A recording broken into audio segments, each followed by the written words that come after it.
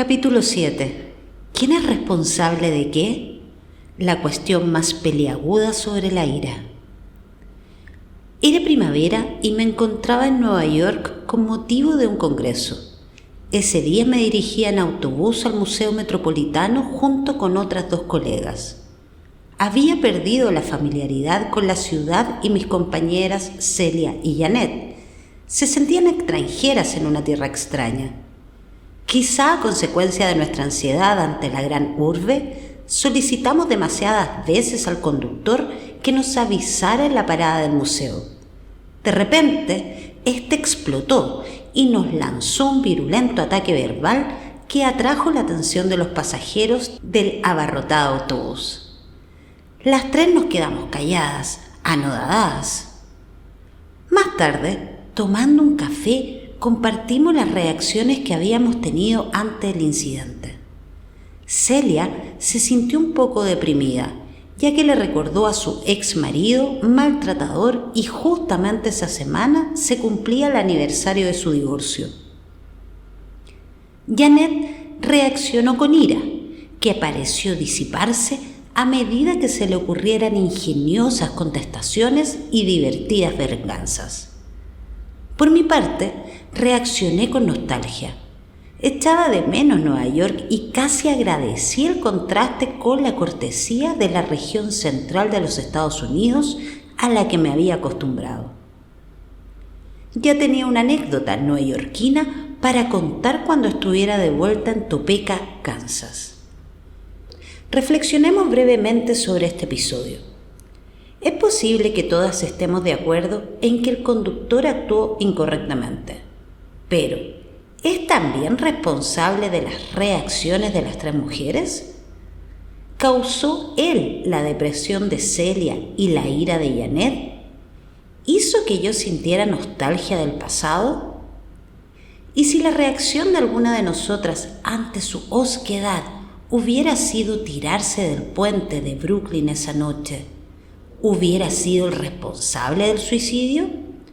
¿O desde otro punto de vista, fuimos nosotras responsables de que él tuviera este arrebato?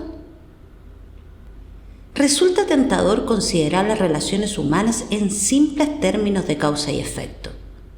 Cuando estamos enfadadas, otra persona nos ha provocado ese estado.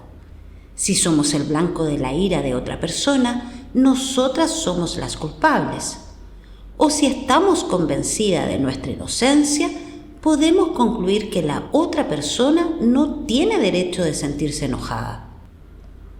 Cuanto más fusionadas están nuestras relaciones en nuestra primera familia, es decir, que la fuerza de unión sea tan poderosa que las individualidades hayan desaparecido en el nosotros, más aprendemos a responsabilizarnos de los sentimientos y reacciones de otras personas y acusarlas de los nuestros. Siempre haces que mamá se sienta culpable. Das quebradero de cabeza, papá. Por su culpa, su marido se dio a la bebida.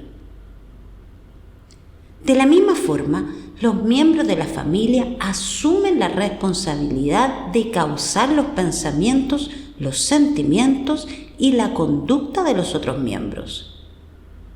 Las relaciones humanas, sin embargo, no pueden funcionar de ese modo, o al menos no pueden hacerlo demasiado bien.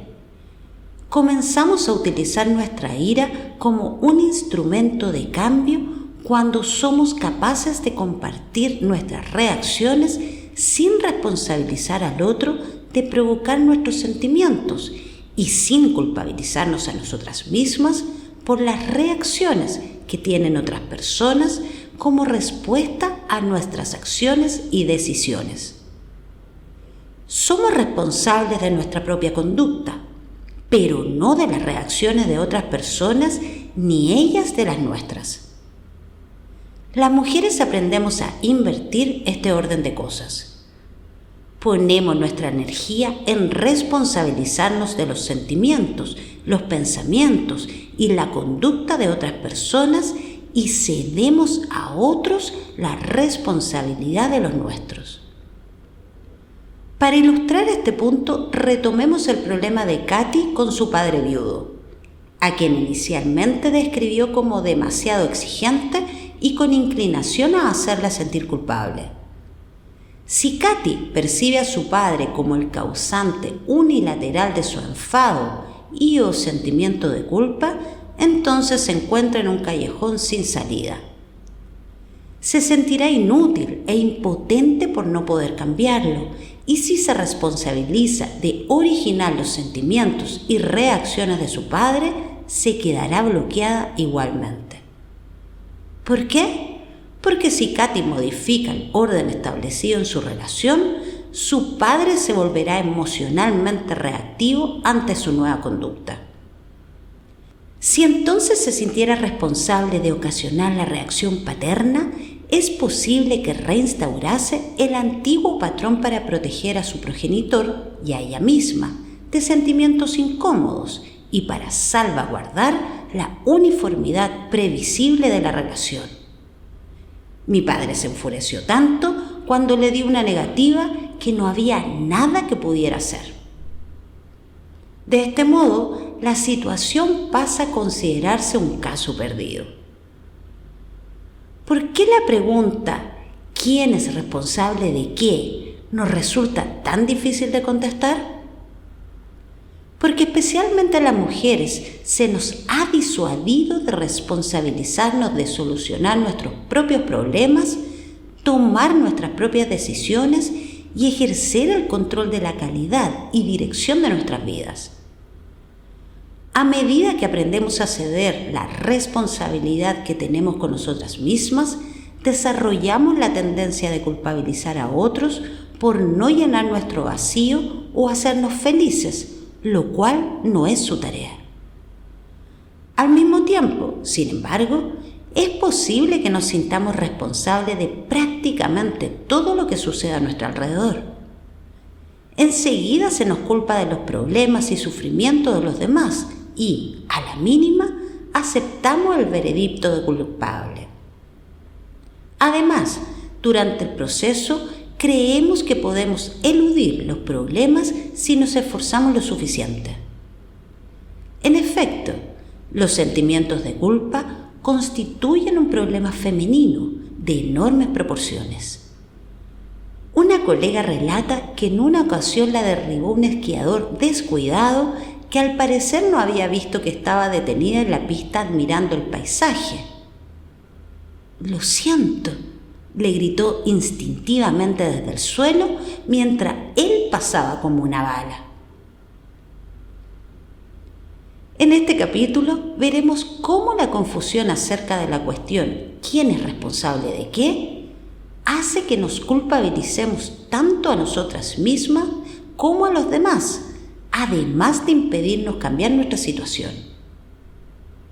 ¿Cómo podemos aprender a responsabilizarnos más de nosotras mismas y menos de los pensamientos, sentimientos y conductas ajenos?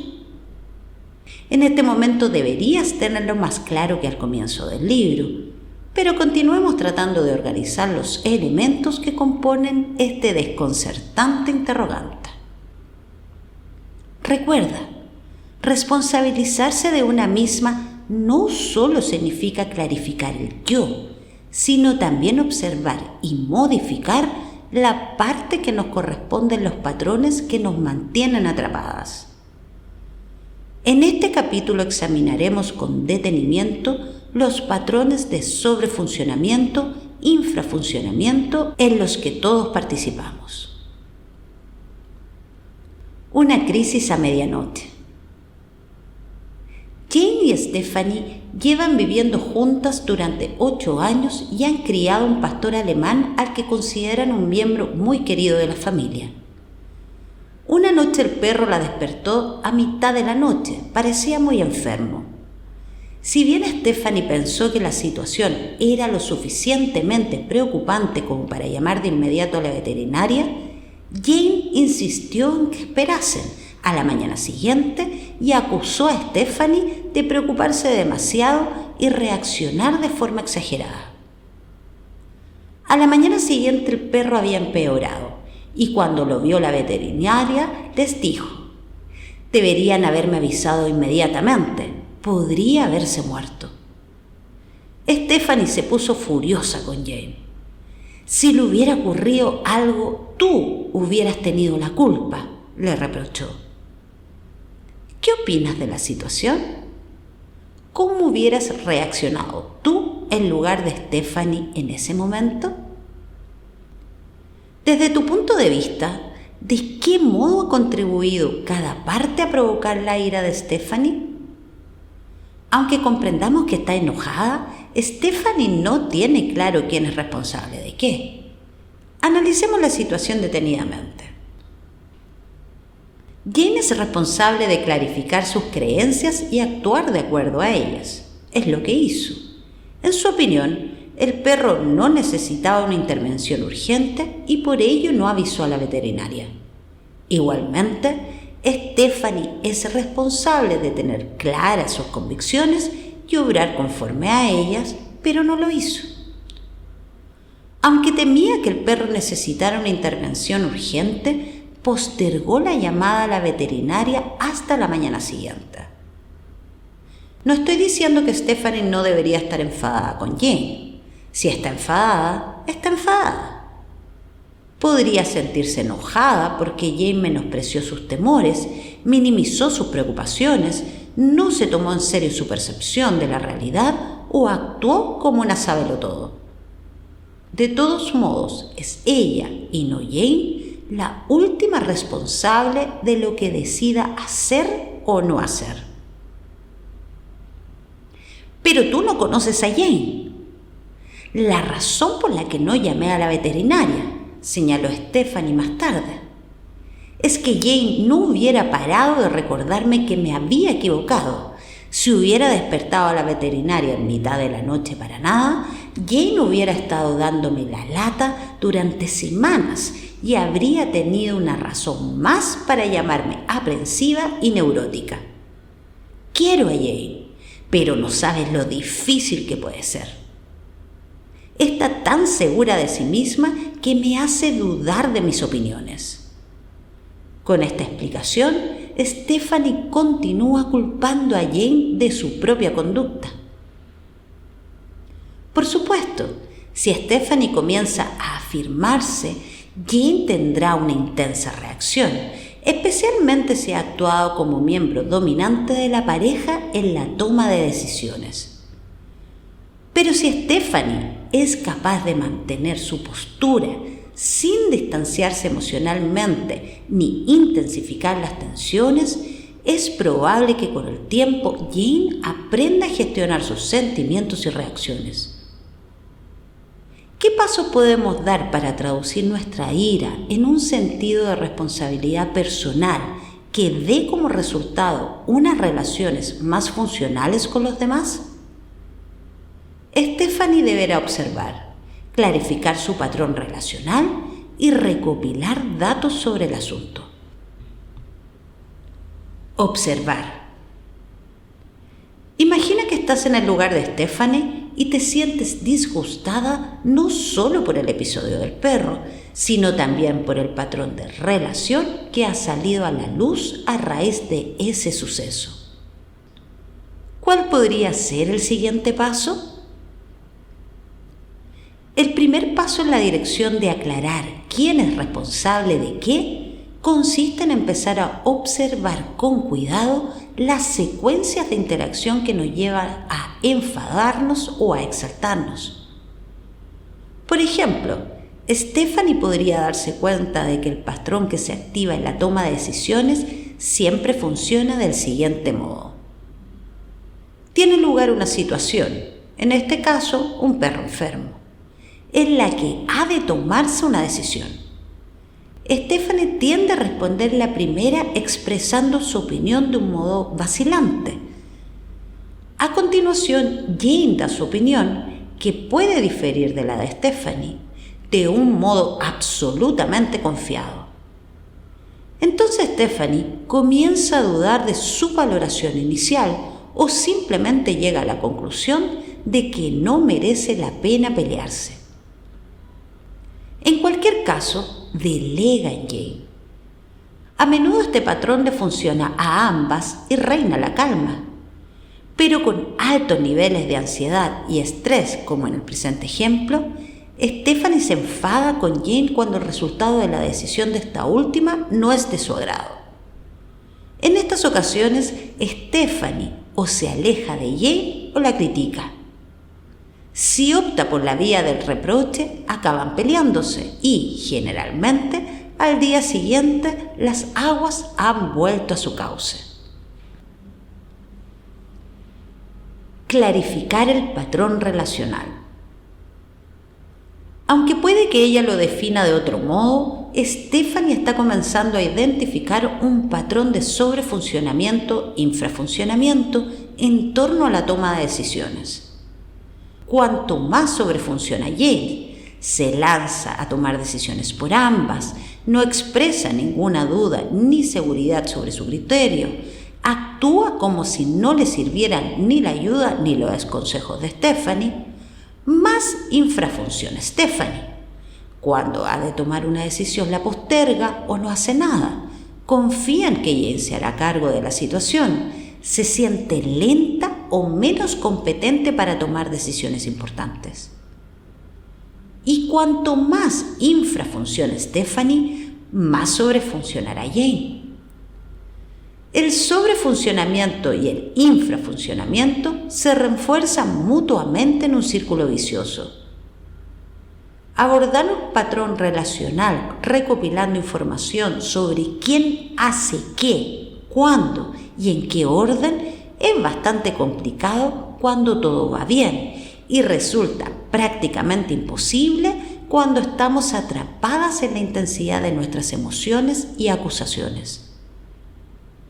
Hemos visto cómo las mujeres aprendemos a ser reactores emocionales en las relaciones, especialmente en situaciones de estrés, de modo que tal vez necesitemos hacer un esfuerzo consciente para ser menos reactivas a fin de centrarnos en la tarea de reunir información objetiva.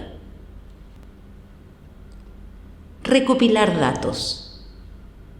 A Stephanie también le vendrá bien investigar de qué modo encaja este patrón relacional en su propia tradición familiar a través de las generaciones. Por ejemplo, ¿cómo gestionaban la toma de decisiones los padres de Stephanie? ¿Y sus abuelos? En su familia, ¿en qué relaciones se han caracterizado por presentar un equilibrio de poder y en qué matrimonios ha dominado un miembro de la pareja que sobrefuncionaba y que era considerado el confiable? ¿Cuáles son las semejanzas y diferencias entre su relación con Jane y la de sus padres en lo relativo a compartir la toma de decisiones? ¿Qué otras mujeres de su familia han tratado de salir de la posición de infrafuncionamiento y hasta qué punto lo han conseguido? Como vimos con Katy, los conflictos que tenemos en nuestras relaciones actuales forman parte de un legado que comenzó muchos antes de que naciéramos. Conocerlo nos ayuda a adquirir objetividad a la hora de evaluar nuestro comportamiento en las relaciones. El orden de nacimiento es otro factor que influye notablemente en nuestra forma de gestionar las relaciones. En el caso de Stephanie y Jane, por ejemplo, el patrón que se activa en la toma de decisiones encaja con el puesto que ocupan entre sus hermanos. Jane es la mayor de 2 hermanas. Es típico de los hermanos mayores ser líderes innatos y creer en su fuero interno que su criterio es el mejor tanto para ellos mismos como para los demás. Por su parte, Stephanie es la menor de 2 hermanas y, como suele ocurrir en su posición, se encuentra cómoda cuando los demás le hacen las cosas. Aunque podría competir ferozmente con la líder, también podría rechazar el liderazgo si se lo ofreciera. Ser consciente de que el puesto que ocupas entre tus hermanos afecta a cómo te planteas en la vida puede ser extraordinariamente positivo. Si Stephanie lo pasa mal cuando ha de hacerse cargo de algo y Jane también se lleva un mal rato cuando no desempeña ese papel, podrían manejar la situación con mayores dosis de humor y menos autocrítica si pudieran comprender que, en gran medida, la gente que ocupa esa misma posición entre hermanos se comporta de la misma forma en situaciones de estrés. De modo que, ¿quién tiene el problema? Supongamos que Stephanie haya dado los siguientes pasos desde el episodio del perro. Primero, ha abandonado su postura inculpatoria. Si le hubiera ocurrido algo, tú hubieras tenido la culpa. Y ha empezado a pensar en el problema en lugar de reaccionar irreflexivamente.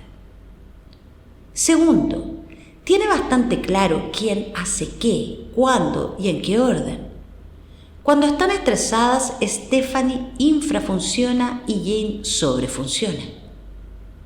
Tercero, ha considerado el modo en que ese patrón encaja en la tradicional dinámica de su propia familia. Finalmente, ha llegado a la conclusión de que se halla en una posición de desindividualización y que su rabia es una señal que le gustaría encontrar un equilibrio a la hora de tomar decisiones con Jane. Los siguientes diálogos reflejan dos modos de utilizar nuestra ira. El primero da por sentado que Jane tiene un problema y que es su responsabilidad afrontarlo, mientras que el segundo presupone que es Stephanie la que tiene el problema y que debe hacerle frente. Diálogo 1. Jane, estás demasiado segura de ti misma. Es imposible discutir contigo porque siempre tienes razón y en realidad no me escuchas de manera abierta. Te muestras tan autoritaria que nadie puede rebatirte. Estoy harta de tu actitud de sábelo todo. Cada vez que expreso mi opinión, tú dictaminas, verdadero o falso, como si fueras Dios. Haces que me sienta totalmente insegura acerca de mis convicciones y siempre te haces cargo de las situaciones y las manipulas para salirte con la tuya. Diálogo 2. ¿Sabes, Jane? He estado pensando en el problema que tengo con nuestra relación.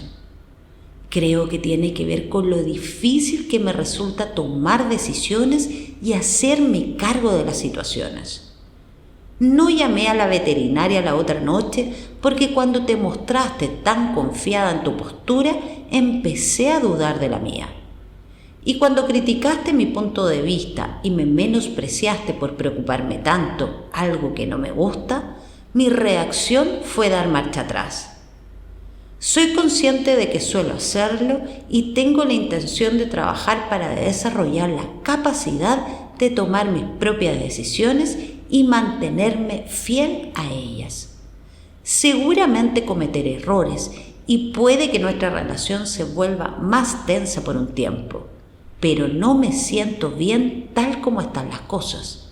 Sin embargo, también soy consciente de que las mujeres de mi familia tampoco se les ha dado demasiado bien la toma de decisiones, así que es posible que no me resulte fácil abrir camino.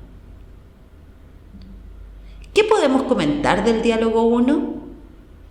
Algunas relaciones prosperan a base de fuertes enfrentamientos y recibir esta clase de impresiones y rebatirlas puede ser considerado como un aspecto valioso y estimulante por ambos miembros de la pareja. Es posible que Jane respondiera al diálogo 1 adoptando una actitud pensativa y diciendo: ¿sabes? Otras personas me han dicho lo mismo. Creo que hay algo de cierto en lo que dices. Siento ser tan agresiva. Pondré más atención. Este diálogo, sin embargo, refleja la confusión de Stephanie sobre la cuestión de la responsabilidad individual. ¿Identificas el problema? Responsabiliza a Jane de su propia conducta, menospreciar a Stephanie. Y hasta aquí todo bien. Pero también hace responsable a Jane de las conductas de Stephanie, sentirse insegura, manipulada y no mantenerse firme en su postura, algo que no es justo. Las acusaciones de este tipo desdibujan los límites entre una misma y la otra persona en una relación estrecha. ¿Y qué podemos decir del diálogo 2? Aquí Stephanie habla de ella misma y no da por sentado que lo sabe todo sobre Jane. Expone el problema que tiene en la relación y se responsabiliza de su participación en ese patrón. Mientras que el diálogo 1 podría conducir a agudizar una situación estresante, es probable que el diálogo 2 consiga apaciguar los ánimos y contribuir a una mayor objetividad por parte de ambas. ¿Qué diálogo se adapta mejor a tu estilo personal? En lo que a mí respecta, depende de la relación. Con mi marido, Steve, a veces utilizo el estilo de diálogo 1 para disipar tensiones, aunque con cada vez menos frecuencia e intensidad a medida que pasan los años. En el trabajo, sin embargo, y cuando me visitan familiares y amigos que vienen de lejos, me siento mucho mejor si me comunico usando el estilo del diálogo 2 y la relación también sale beneficiada. Todo depende de las circunstancias, tus objetivos y cómo te has sentido a largo plazo en el pasado siguiendo uno u otro modelo. Naturalmente, lo más importante no es lo que Stephanie le diga a Jane, sino lo que haga. La próxima vez, tras escuchar a Jane y considerar su punto de vista, quizás tome una decisión meditada sobre qué hacer y qué no. La forma en la que se comunique valdrá de poco si no modifica su posición de infrafusionamiento. A medida que aprendemos a identificar los patrones de nuestras relaciones, nos enfrentamos a una peculiar paradoja. Por un lado, nuestra tarea consiste en responsabilizarnos de nuestros pensamientos, sentimientos y conductas, así como en reconocer que los demás son responsables de los suyos, y por otro, debemos tener presente que nuestras reacciones ante los demás tienen mucho que ver con el modo en que ellos reaccionan ante nosotras. No podemos no influir en un patrón relacional.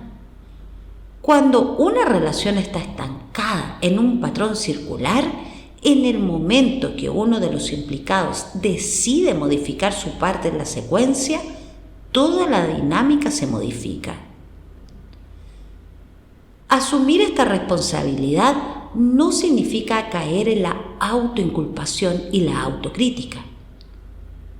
Aprender a observar y a transformar nuestro comportamiento es un proceso que denota amor hacia una misma y que no puede tener lugar en una atmósfera de crítica o culpa.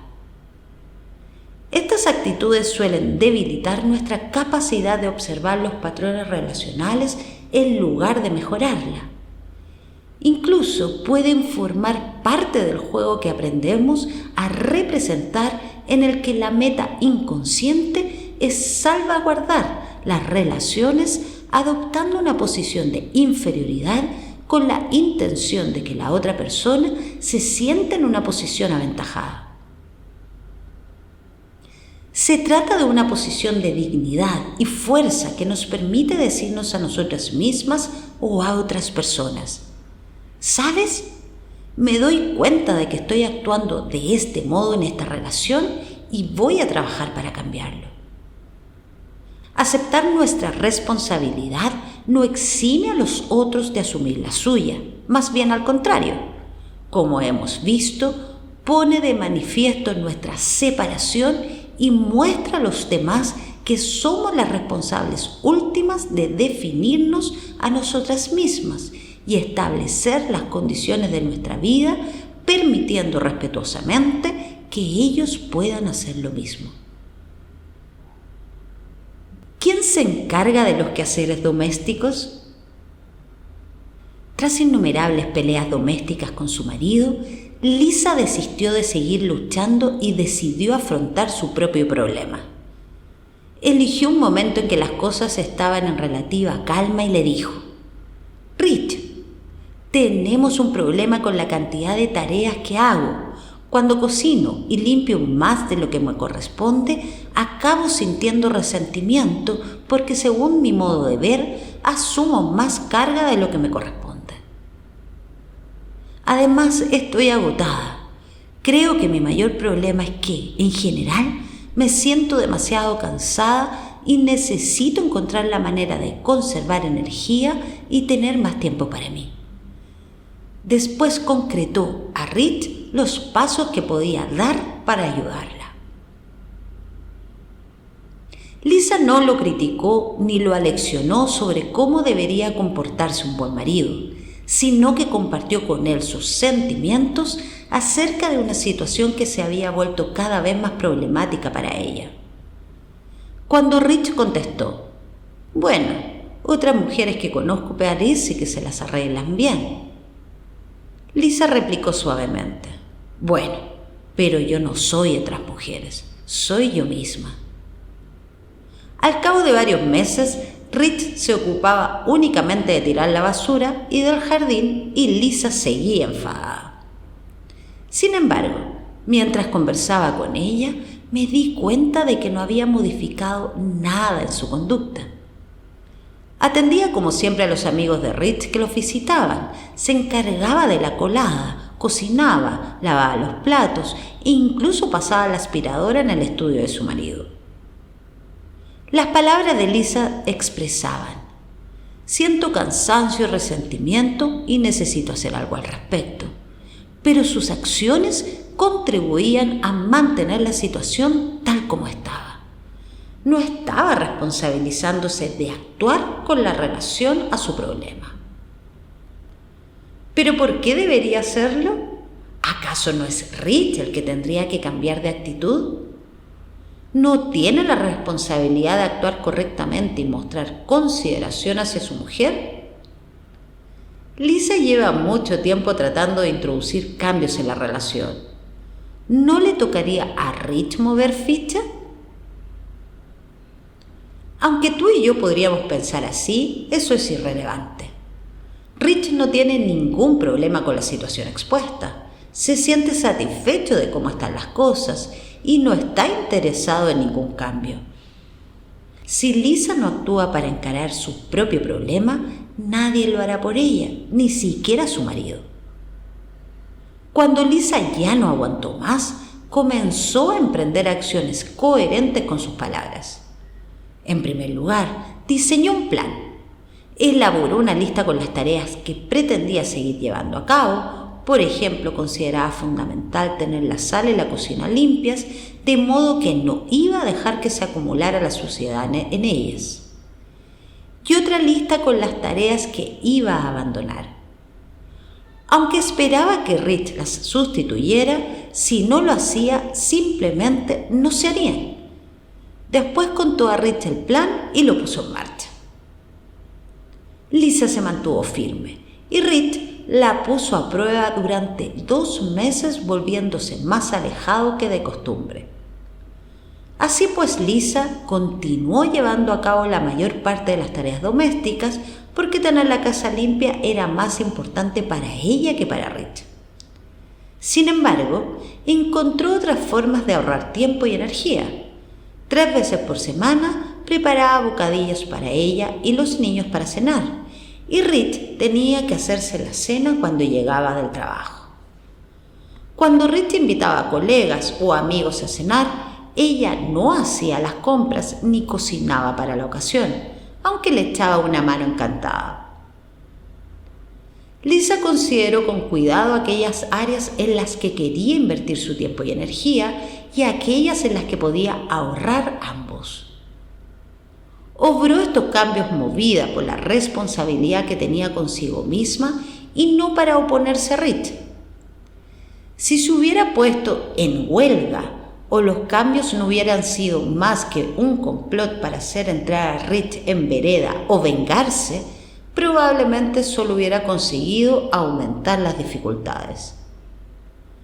Como postdata, debo añadir que cuando Rich cambió algunos aspectos de su conducta, Lisa reaccionó contraatacando. Como recordarás, por favor cambia y vuelve a ser como antes. Son los mensajes contradictorios que solemos transmitirnos unos a otros. Cuando Rich tomó la iniciativa de realizar tareas de la casa, Lisa no dudó en ofrecerle consejos que él no había pedido o criticarlo por no ser suficientemente meticuloso. Pedir a alguien que se implique más en las labores del hogar o en su papel de padre y luego decir «hazlo como yo» o «hazlo como yo quiero» es un movimiento que obstaculiza el cambio. Si Lisa estaba de verdad preparada para que Rich tenga una participación más activa en las tareas domésticas, lo que significa que está dispuesta a perder parte del control en ese campo, también debería estar preparada para dejar que Rich lo haga a su manera. Si lo que desea es que él deje de infrafuncionar en ese ámbito, ella debe estar dispuesta a dejar de sobrefuncionar. Es obvio que tal vez su marido nunca limpie la casa según el nivel exigido por ella, que muy probablemente no coincida con el de él. No obstante, si Lisa consigue reconocer el esfuerzo de Rich y se mantiene al margen, a menos que él le pida expresamente algún consejo o comentario, las habilidades de su marido en este terreno mejorarán con el tiempo. A Lisa le surgió otro problema cuando Rich comenzó a cambiar. No solo deseaba que él se implicara más en la casa, sino que realmente quisiera hacerlo. Lavó los platos anoche, pero se pasó el resto de la velada enfurruñado. Así no merece la pena, protestó. De nuevo vemos la incomodidad de Lisa ante el cambio. El poner mala cara es problema de Rich, y Lisa no es responsable de tener que arreglar o cambiar sus sentimientos. Aunque nadie se ha muerto por estar enfurruñado, las mujeres, las salvadoras emocionales del mundo, podemos pasarlo realmente mal permitiendo que otros experimenten sus emociones y aprendan a gestionarlas. Si Lisa logra evitar volverse crítica y distante, así como dejar a Rich espacio para que gruña todo lo que desee y abstenerse de reaccionar, al final el rechazo de Rich ante las tareas domésticas irá disminuyendo.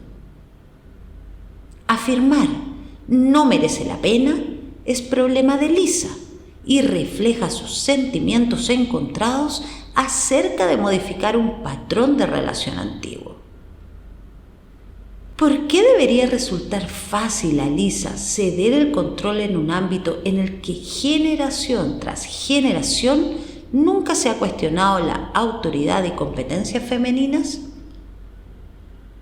Cuando Lisa realiza las labores del hogar, está unida a su madre, a sus abuelas y a todas las mujeres que la han precedido. Es parte de su tradición y su herencia, sin olvidar que ocuparse de la casa es un trabajo importante y valioso, con independencia del poco reconocimiento que suele reportar. No cabe duda de que las tareas domésticas pueden resultar aburridas y que la vida cotidiana se hace más llevadera cuando se comparten, pero es comprensible que Lisa tenga sentimientos encontrados al respecto.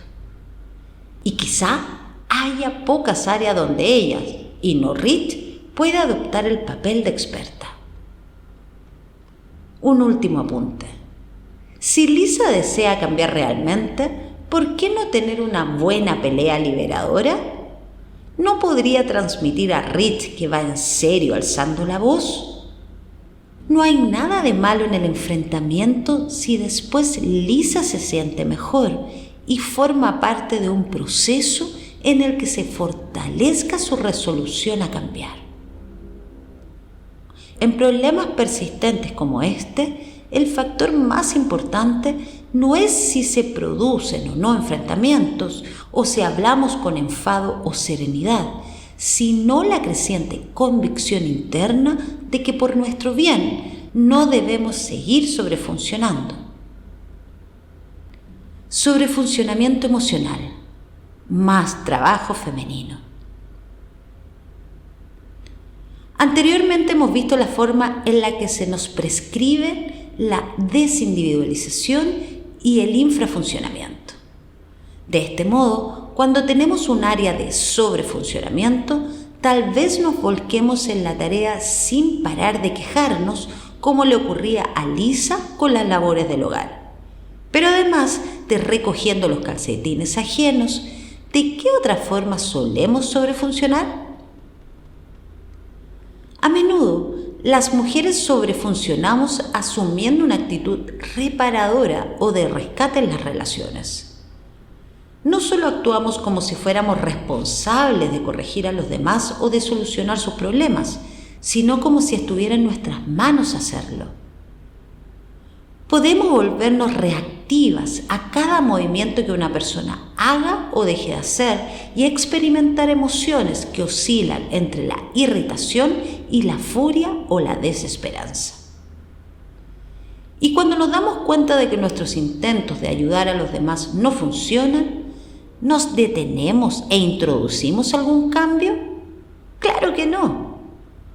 Como vimos con Sandra y Larry en el capítulo 3, es posible que redoblemos nuestros infructuosos esfuerzos con el único resultado de estar cada vez más enfadadas con ese individuo que no rectifica su conducta de infrafuncionamiento.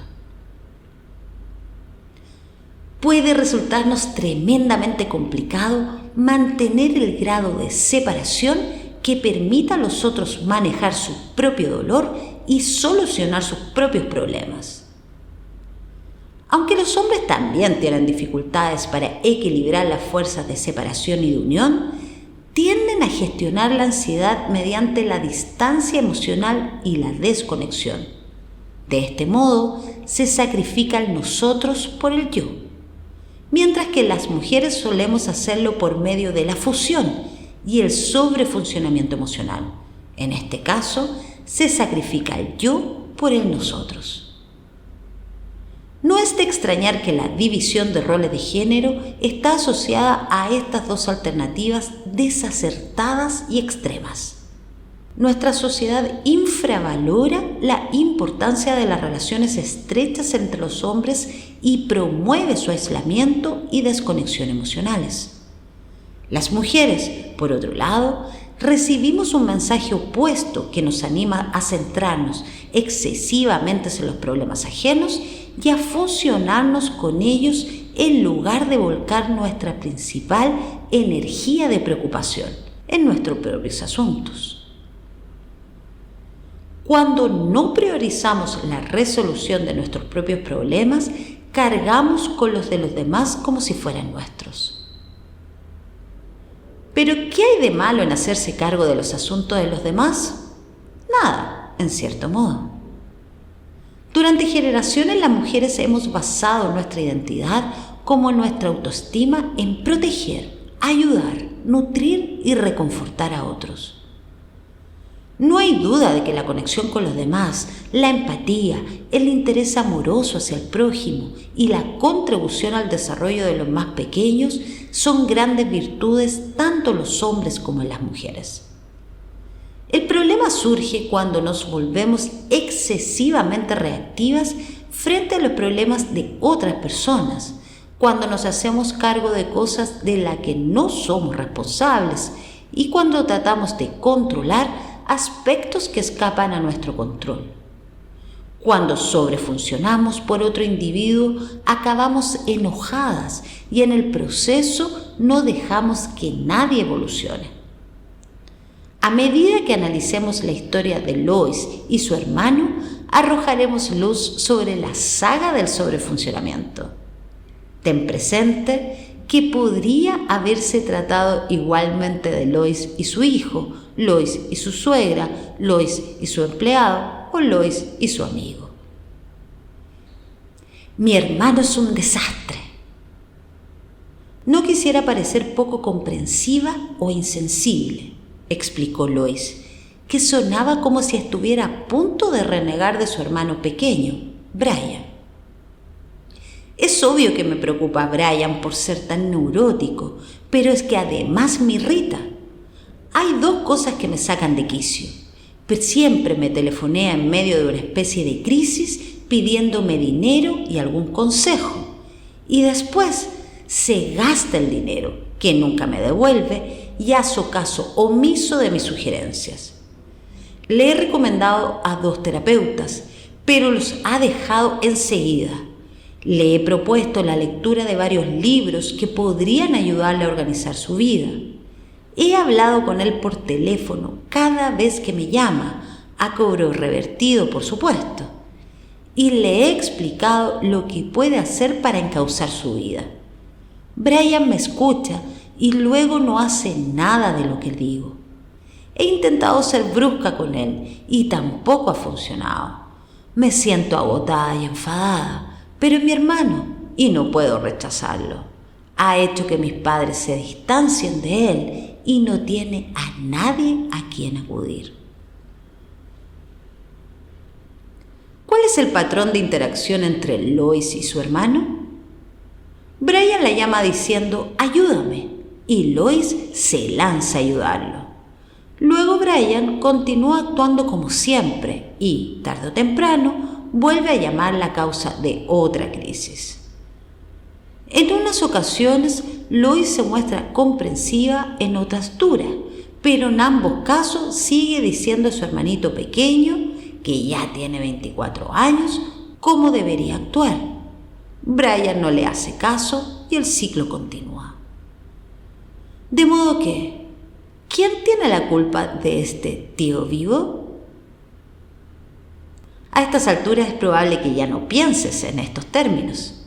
Las relaciones son circulares. A y B se esfuerzan mutuamente en lugar de lineales. A causa B o B causa A. Una vez que se establece un patrón en una relación, ambas partes lo perpetúan. ¿Qué hace Lois para que la danza circular continúe? Cuanto más sobrefuncione ella, más infrafuncionará Brian, o lo que es lo mismo, cuanto más servicial se muestre, más ayuda necesitará su hermano. Cuanto menos comparta con Brian sus propias dudas, su vulnerabilidad o su incompetencia, más su hermano expresará todo ello por ambos. Cuanto más se implique emocionalmente en los problemas de Brian, menos se ocupará de él mismo. Si bien el sentido de responsabilidad de hermana mayor de Lois puede tener muchos aspectos positivos, está actuando a costa de las capacidades de su hermano. ¿Quiere decir esto que ella es responsable de los problemas de Brian? En absoluto. Ella no hace que él sea incapaz de gestionar su vida, como tampoco él hace que ella tenga que rescatarlo. El papel de salvadora que representa Lois y el de salvado que representa Brian tiene su origen en patrones familiares que han actuado durante generaciones. Ambos son responsables de su propia conducta y el comportamiento de Lois forma el 50% del problema del que se queja. ¿Qué pasos específicos crees que debería dar para cambiar su situación?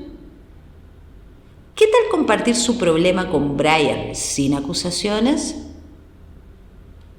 Lois podría entablar un diálogo aprovechando un momento de calma y decirle: cuando me llamas para pedirme dinero y consejo, mi primera reacción es dártelo. Pero cuando después me doy cuenta de que no te he ayudado realmente, empiezo a sentir resentimiento.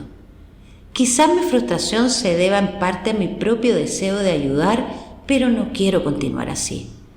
De modo que, por favor, no vuelvas a pedirme dinero a menos que puedas devolverlo. Y no me pidas consejos si piensas seguir en tu línea de todas formas. Lo cierto es que la opción anterior no funcionará, o al menos no cambiará el patrón relacional, por mucho que una comunicación de este tipo sea preferible a acusar a Brian. Brian, eres un psicópata, explotador, irresponsable y manipulador. O interpretar sus intenciones. Creo que estás utilizándome. Si Lois desea modificar el patrón de sobrefuncionamiento-infrafuncionamiento, no podrá hacerlo simplemente expresando sus sentimientos o pidiendo a Brian que cambie. Ella tendrá que dejar de sobrefuncionar.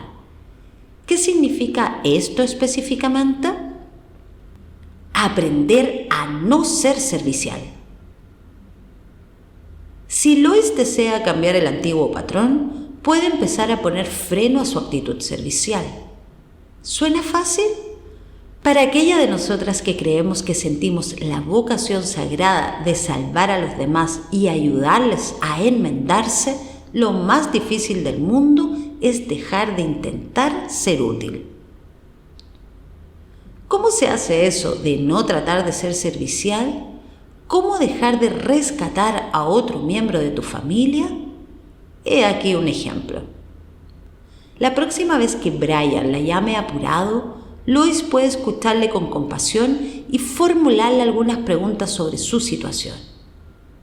Después, puede decirle de manera desenfadada: parece que estás pasándolo mal, Brian, lo siento. Si Brian le pide dinero, ella puede responder: he decidido no prestarte más dinero, Brian. Estoy ahorrando para un montón de cosas y quiero darles prioridad. Tendrás que arreglártelas tú solito. Y si Lois consigue hablar con afecto y humor, mucho mejor. Por ejemplo, si Brian responde acusándola: ¡qué egoísta!, Lois podría replicar: probablemente tengas razón. Creo que estoy volviéndome más egoísta con la edad. Si Brian le pide consejo, Lois puede morderse la lengua y decirle: pues no sé qué decirte la verdad. O: me gustaría poder ayudarte, Brian, pero no sé qué decirte. A continuación, Lois podría compartir con él algún desafío con el que ella misma esté lidiando y quizás interesarse por la opinión de su hermano sobre el asunto. Otra cosa que puede hacer Lois es expresar su confianza en la capacidad de Brian para encontrar sus propias soluciones. Sé que llevas mucho tiempo esforzándote en solucionar tus problemas, pero tengo fe en que acabarás consiguiéndolo. Creo que eres un chico muy inteligente. Aprender a no ser servicial requiere adoptar una actitud concreta frente a las relaciones y ser capaz de encontrar el equilibrio entre las fuerzas de separación y de unión. Si el tono de Lois fuera: no trates de implicarme, no es mi problema, no cambiará el antiguo patrón, ya que se trata de una posición reactiva y de alejamiento. Igualmente, si Lois dijera: no voy a volver a darte un consejo ni dinero de ahora en adelante porque no te hace bien, Brian, estaría representando una variación de su papel terapéutico. Yo sí sé lo que es mejor para ti. Aprender a no ser servicial requiere que comencemos a reconocer que no tenemos las respuestas ni las soluciones para los problemas de los demás. De hecho, ni las tenemos para todas nuestras dificultades. ¿Qué hay de malo en aconsejar? ¿Esto significa que Lois no debería volver a asesorar a Brian en toda su vida? Un poco más adelante, a medida que el patrón comience a modificarse, Lois podría ofrecer consejo a Brian si éste se lo pide y si ella observa que le resulta útil. Pero hay consejos y consejos. No hay nada malo en aconsejar a otra persona. Esto es lo que creo, o a mí me ha funcionado esto. Siempre que reconozcamos que estamos expresando una opinión que puede encajar o no en la otra persona. Empezamos a sobrefuncionar, sin embargo, cuando damos por sentado que sabemos lo que es mejor para el otro y queremos que se comporte de acuerdo a nuestro punto de vista. Si Lois se enfada cuando Brian no sigue sus recomendaciones, es señal de que no deberías ofrecerlas. Además, a nuestros allegados podría resultarles complicado considerar nuestras advertencias si damos la impresión de tener la última palabra en sus vidas. El típico estilo de Lois, por ejemplo, es sermonear a Brian acerca de la importancia de buscar la ayuda de un profesional y luego enfadarse con él por no hacerle caso. Habría más posibilidades de que Brian considerara esta opción si Lois le dijera, y solo si él se lo pregunta: la verdad es que recibir ayuda terapéutica me ha ayudado mucho en mi vida, así que soy partidaria de ella. Pero no todo el mundo es igual y tal vez tú funciones mejor por libre. ¿Qué opinas? Aconsejar de este modo no solo es un movimiento estratégico, se trata además de un enfoque maduro que toma en cuenta la individualidad y otredad de su hermano. Asimismo, reconoce que las personas somos diferentes y que todos tenemos la capacidad de convertirnos en los mejores expertos de nosotros mismos. Perseverar. Como vimos con Maggie y su madre, casi no hay nada más importante que perseverar, especialmente cuando estamos modificando un patrón. La tarea de Lois es mostrar su preocupación por Brian y al mismo tiempo dejar de tratar de ayudarlo a solucionar sus problemas. ¿Cómo puede llevarlo a cabo? Cuando Brian esté pasándolo mal, Lois puede llamarlo para saludar. Podría comentarle: aunque sé que no puedo ayudarte gran cosa en estos momentos, quería saber cómo estás y decirte que me importas. También podría incrementar el contacto con Brian e invitarlo a cenar con ella y su familia. Retroceder y dejar que la otra persona lidie con sus problemas no es lo mismo que alejarse emocionalmente. Lois puede dejar de intentar echarle un cable a Brian y a la vez expresarle su apoyo e interés cuando atraviese momentos difíciles. Mantener el contacto emocional nunca resulta fácil en esta fase de transformación de la relación. Nuestra tendencia natural podría ser el enfrentamiento o el distanciamiento emocional por no estar segura de nuestra posición ni cómo mantenerla frente a las presiones producidas en gran medida por la ansiedad que nos genera el cambio. Perseverar en nuestro empeño requiere que hagamos frente a una enorme resistencia interna que, por lo general, experimentamos en forma de ira. ¿Por qué debería contactarlo si actúa de ese modo? O bien apatía. No me apetece nada tomar la iniciativa. Compartir los aspectos en los que infrafuncionamos. En las sesiones de terapia, Lois compartió conmigo sus problemas y su sufrimiento, pero de cara a su propia familia y especialmente con Brian. Siempre estaba bien y no necesitaba nada de nadie. Como todas las personas que sobrefuncionan, Lois estaba convencida de que hacer partícipe a Brian de sus inquietudes y su vulnerabilidad estaba totalmente descartado. Nunca contaría a Brian que estaba deprimida. No tengo ninguna ganas y además él tiene suficientes problemas. Brian no sabe cómo reaccionar frente a mis sentimientos. ¿Para qué cargarle con mis preocupaciones? No hay modo de que pueda ayudarme. La relación entre Lois y Brian estaba extremadamente polarizada. Brian tan solo expresaba su debilidad y Lois su competencia. Si Lois desea cambiar el antiguo patrón relacional, puede presentar una imagen más equilibrada de sí misma y comenzar a compartir algunas de sus tribulaciones con Brian. Por ejemplo, cuando Brian la telefonee para hablar de su reciente crisis, Lois puede señalar: Brian, me gustaría poder ayudarte más, pero ahora mismo estoy triste. Llevo todo el día sintiéndome fatal. Lamento que estés mal, pero me pillas de muy baja energía y no me siento con fuerzas para apoyar a nadie. En parte se debe a que estoy descontenta con el trabajo desde hace mucho tiempo, pero hoy he alcanzado un punto crítico y tengo el ánimo por los suelos. Cuando tratamos con individuos deprimidos o que infrafuncionan, lo peor que podemos hacer es seguir concentrándonos en sus problemas y tratar de ayudarlos. Lo más útil es comenzar a compartir algunos aspectos en los que también nosotras infrafuncionamos. Sí, los contraataques. Finalmente, Lois debe estar preparada para gestionar los contraataques de Brian. Tan cierto como que el sol sale cada mañana, Brian irá más lejos y tratará de reinstaurar el patrón antiguo. Si ha estado pidiendo dinero para poder pagar las facturas de la luz, en su próxima demanda afirmará estar muriéndose de hambre o a punto de ser detenido. Este es el punto en el que realmente somos puestas a prueba.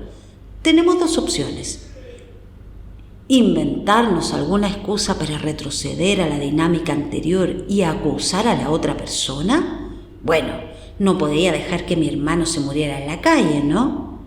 O bien experimentar algo de ansiedad y de culpa y mantener nuestra nueva postura. Si Lois consigue no rescatar a Brian ni tratar de solucionar sus problemas, el tiempo que mantiene el contacto y le ofrece apoyo emocional, es probable que sus contraataques se reduzcan enormemente.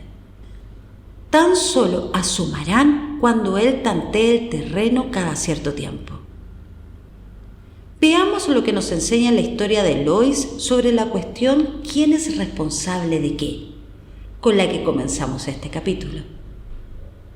Este caso constituye un buen ejemplo de cómo podemos responsabilizarnos demasiado de otra persona y no lo suficiente de nuestra propia conducta. Lois se siente enojada porque se responsabiliza demasiado de los problemas de su hermano.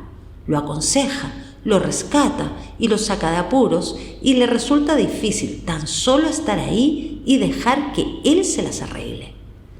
Sin embargo, al mismo tiempo, Lois no se hace suficientemente responsable de examinar cómo su propia conducta contribuye a alimentar el patrón que tanto desea cambiar. Está atrapada en una posición que le impide reflexionar sobre su situación y encontrar la forma de adoptar una nueva postura que la libere de los viejos papeles y normas. Aunque cambiar resulta duro a corto plazo, mantener el orden establecido tiene un precio a la larga. El de Brian es obvio. No cabe duda de que Lois es una leal hermana mayor, pero al persistir en sus infructuosos intentos de aconsejar y rescatar a su hermano y ocultar su lado vulnerable, hace un flaco favor a un individuo que infrafunciona. Menos evidente, pero no por eso menos importante, es el precio que paga la propia Lois por la posición que ocupa en la relación, como muestra su ira crónica y sus altos niveles de estrés. Cuando sobrefuncionamos, puede resultarnos complicado dejar que los demás tomen el mando y nos cuiden, de modo que podamos relajarnos o tener el lujo de soltar el control por un rato. Lois, que desempeña el papel de cuidar y ayudar a otros, ha perdido de vista sus propias necesidades y las esconde bajo la alfombra, por lo que obstaculiza su desarrollo personal con la excusa de que necesita cuidar de su hermano. Al continuar sintiéndose responsable de la otra parte, Lois acaba infrafuncionando con respecto a sí misma. La ira hacia los niños. Culpabilizarse tanto a sí misma como a sus hijos es muy habitual en muchas madres en la actualidad. ¿Qué me pasa? ¿Qué le pasa a este niño?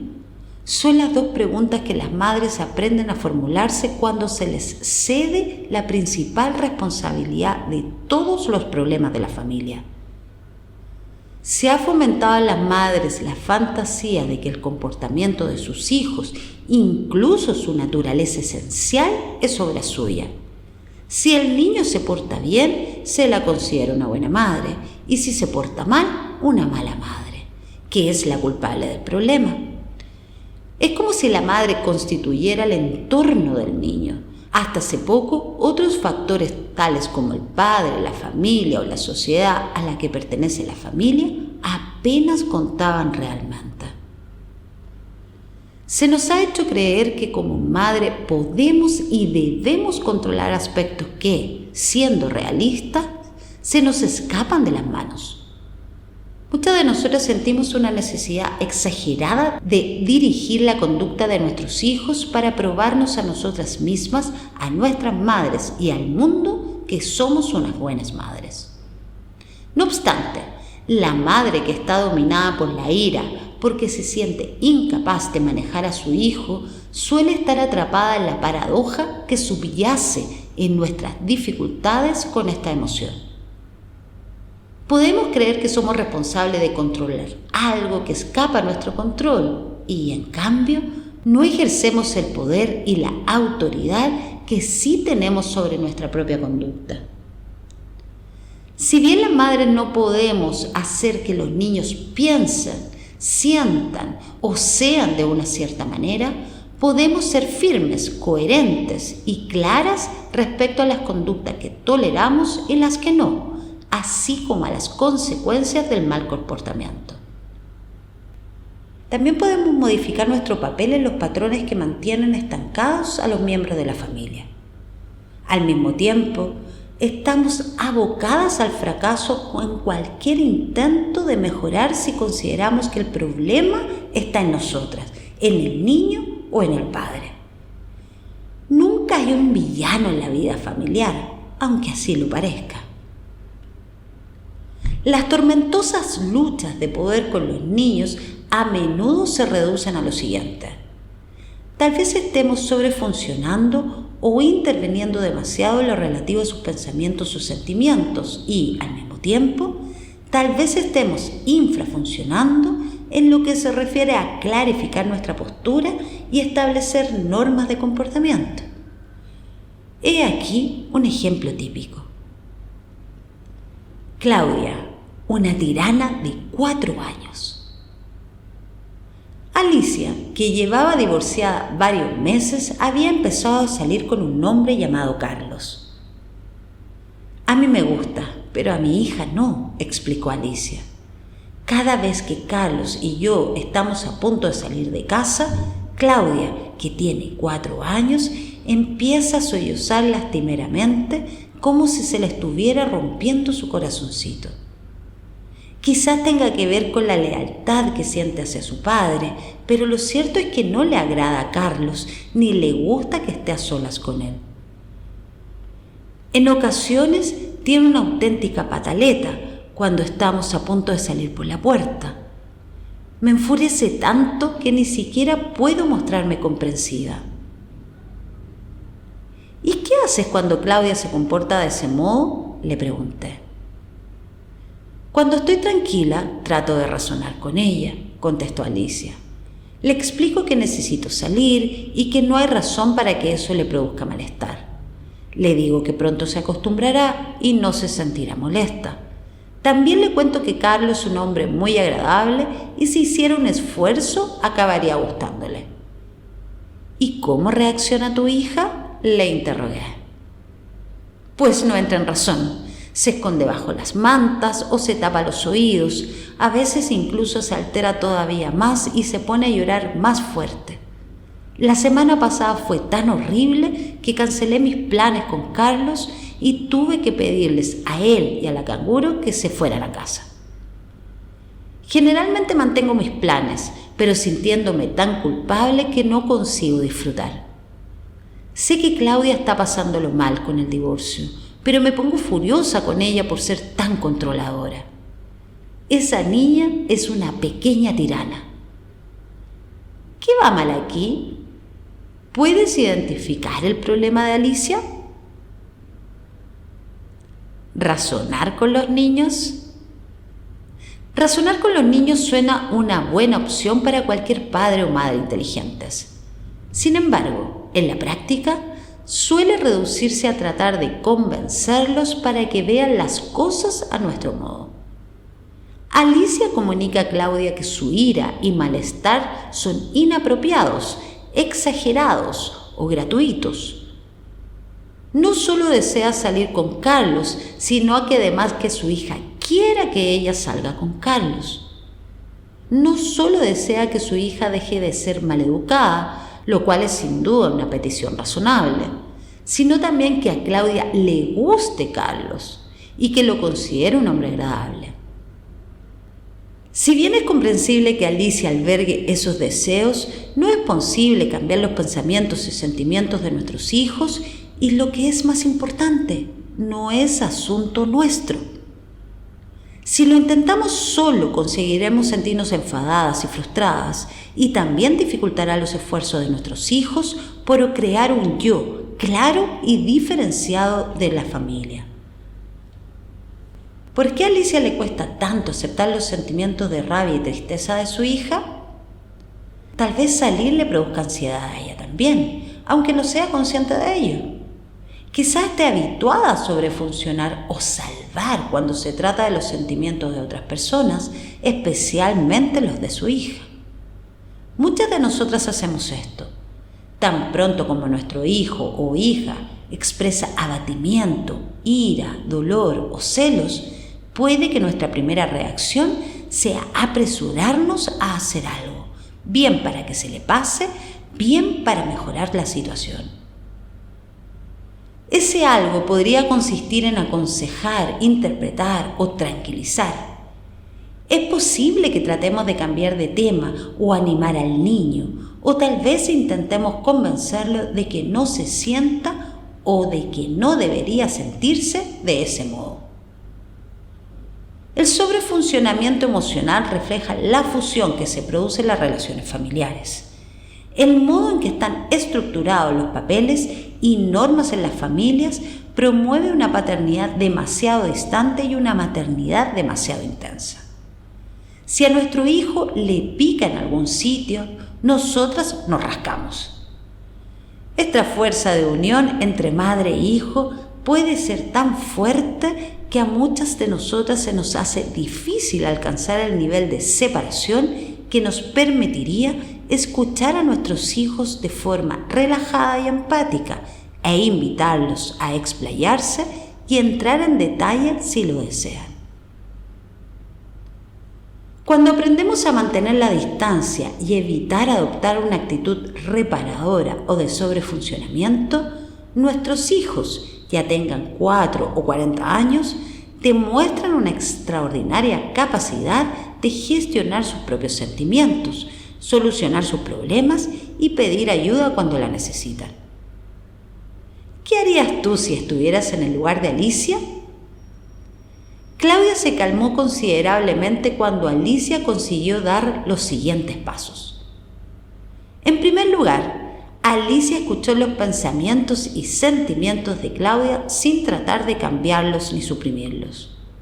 No la aconsejó, consoló, criticó, interpretó ni aleccionó, sino que le transmitió mensajes empáticos, no encaminados a arreglar las cosas como: parece que estás muy enfadada porque voy a salir esta noche. Carlos no te gusta mucho, ¿verdad? Claudia se tranquilizó por la escucha serena y no reactiva de su madre y comenzó a expresar más abiertamente sus sentimientos de rabia, temor y descontentos ocasionados por el divorcio de sus progenitores. Alicia sintió como si se hubiera quitado un peso de encima cuando aprendió a escuchar los problemas de su hija sin tener que hacer algo. En segundo lugar, Alicia se dio cuenta de que era responsabilidad suya tomar sus propias decisiones acerca de quedar con Carlos y en realidad acerca de todo, y de que dichas decisiones no dependían de la emotividad de su hija. Alicia hizo saber a su hija que a pesar de respetar sus sentimientos y tenerlos en cuenta, no tomaría sus decisiones en respuesta a sus arrebatos. Por ejemplo, le dijo: sé que estás pasándolo mal esta noche, pero Carlos y yo vamos al cine y después a cenar. Regresaré sobre las 11:30, después de que te hayas dormido. Y cuando la niña respondió llorosa: lo odio, Alicia replicó: lo entiendo. Claudia, como todos los niños, se tranquilizó finalmente al saber que podía expresar plenamente sus pensamientos y sentimientos y que su madre era lo suficientemente independiente y madura como para responsabilizarse de tomar decisiones libres y sopesadas, tanto para sí misma como para su hija. Con el patrón antiguo, Alicia hubiera cedido ante la presión de Claudia y luego le hubiera acusado de ser manipuladora. Esa niña siempre se sale con la suya. En tercer lugar, Alicia se encargó de establecer claras normas de conducta y ponerlas en práctica. Por ejemplo, tener una pataleta le parecía un comportamiento inaceptable. Si Claudia actuaba de ese modo, Alicia la cogía y la llevaba a su habitación, donde tenía que permanecer hasta que se calmara. Alicia también dejó claro que su hija no podía seguir desdeñando a Carlos cada vez que éste le dirigiera la palabra. «No tienes que hablar con Carlos si no quieres», le explicó Alicia. «Pero si te pregunta algo, dile que no quieres hablar de ello, en lugar de quedarte callada». Durante varias semanas Claudia contestaba a Carlos: «No quiero hablar de ello», cada vez que éste trataba de entablar una conversación con ella. Alicia decidió tolerar este comportamiento. También observó que cuanto más pretendía que Claudia se relacionara con Carlos y él trataba de acercarse a la niña, más se distanciaba. Así pues, ambos retrocedieron un poco y le proporcionaron el espacio que necesitaba. Cuando la niña dejó de sentirse presionada para que le agradara a Carlos o para acercarse a él, comenzó a estar más cómoda y relajada con él, y con el tiempo comenzó a mostrarse más receptiva. Con los niños, al igual que con los adultos, el cambio se produce cuando dejamos de tratar de corregir a la otra persona y comenzamos a observar los patrones de la relación y a encontrar alternativas para nuestra propia conducta. Al agudizar nuestra capacidad de observación, es posible que nos resulte sencillo identificar algunos patrones. Me doy cuenta de cuando más pido a Claudia que me cuente lo que siente sobre el divorcio, más se cierra en sí misma. Pero cuando la dejo tranquilo y comparto con ella serenamente algunas de mis propias reacciones, en ocasiones comienza a hablar de ello de manera espontánea. Otros patrones que implican a 3 personas claves resultan más difíciles de observar, como veremos en el siguiente capítulo.